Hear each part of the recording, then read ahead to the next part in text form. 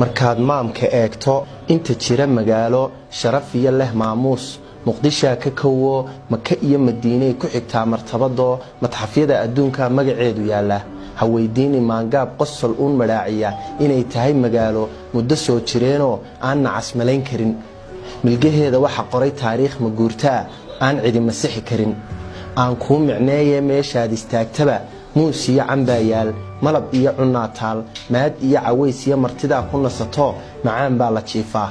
nabadoo la maalama sameeysta aadmuhu micne eeba weeye maruun bay colaadaha hadii mawla nagu simo maruun bay colaadaha ka meeydhan wixii maray muuqeedu soo noqon maandhow waxaan idhi muqdishiya naftayda taydu haba maqnaato